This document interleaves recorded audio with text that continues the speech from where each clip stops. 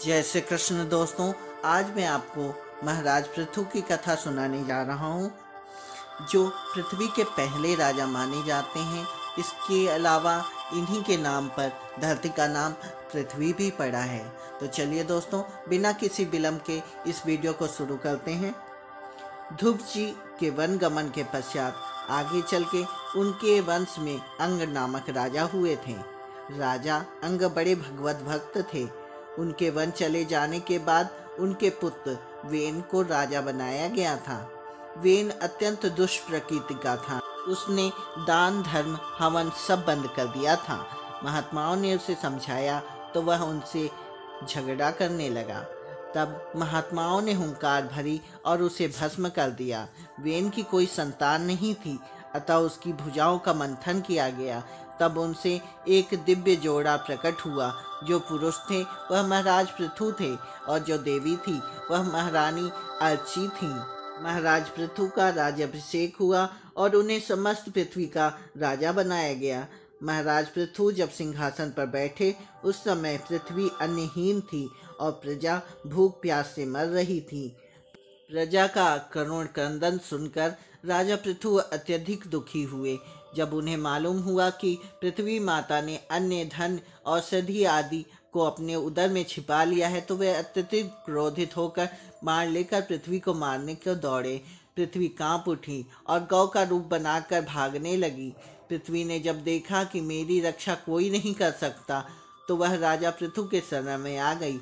गौ रूपी पृथ्वी ने विनीत भाव से कहा, हे राजन, पूर्व काल में ब्रह्मा जी ने जिन धान्य आदि को उत्पन्न किया था उन्हें दुराचारी लोगों ने नष्ट कर दिया था और राजा लोग मेरा पालन और आदर करना छोड़ दिए थे।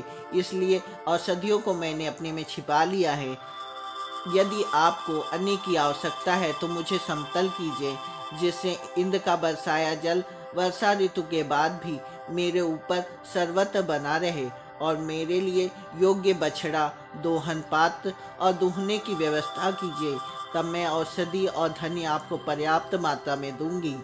राजा पृथु ने पृथ्वी के प्रति पुत्री के समान स्नेह रखकर इन सब की पूर्ति की। धनुष की नोक से पर्वतों को फोड़कर इस सारे भूमंडल को समतल कर दिया। फिर इस समतल भूमि पर प्रजा के लिए यथायोग्य निवास स्थान का विभाग, अनेक गांव, कस्बे, नगर, पशुओं के लिए रहने के लिए स्थान, सैनिक छावनियां और किसानों की गांव आदि बसाए।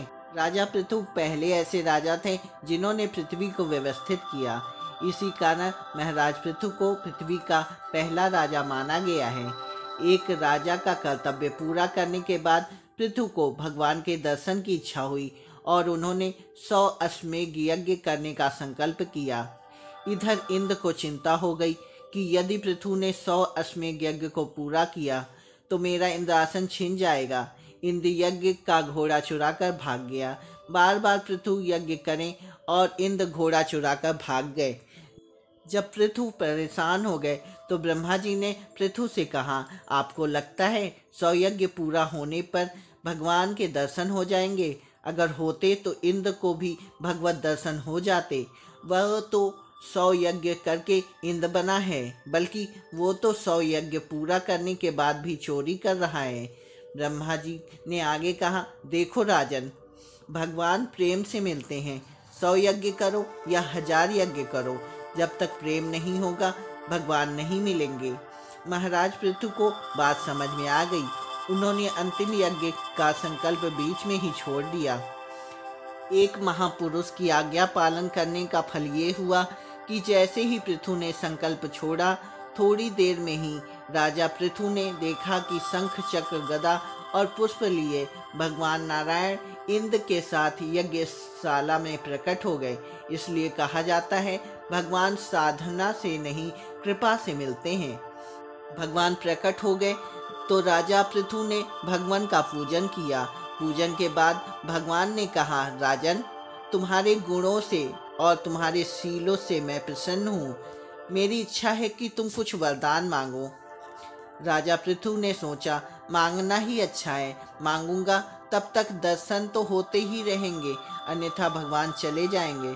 पृथु कहते हैं, भगवान एक वरदान इस लोक के लिए दीजिए और एक वैकुंठ लोक के लिए दीजिए।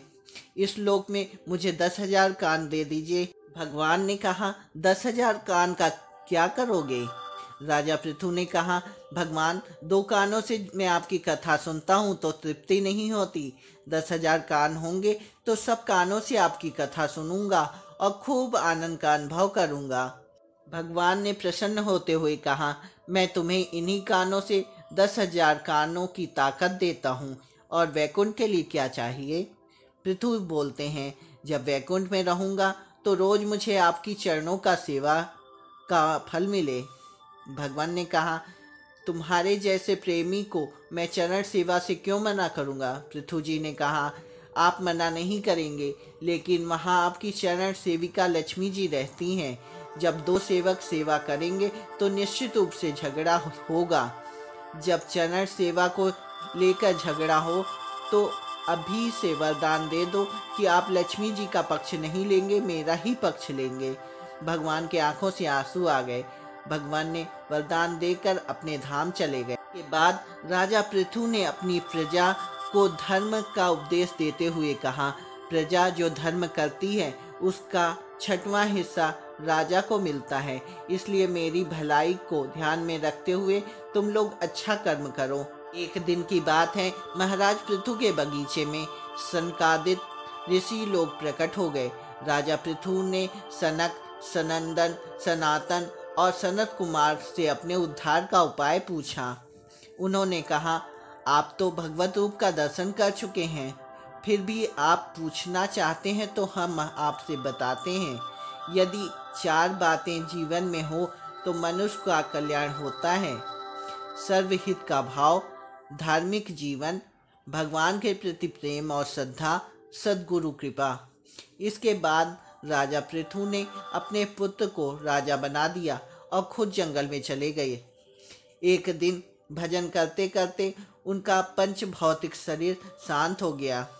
महारानी अर्ची उनके साथ ही वैकुंठ धाम चली गई। इस प्रकार दोनों भगवान की भक्ति में ही लीन हो गए। जय श्री कृष्ण।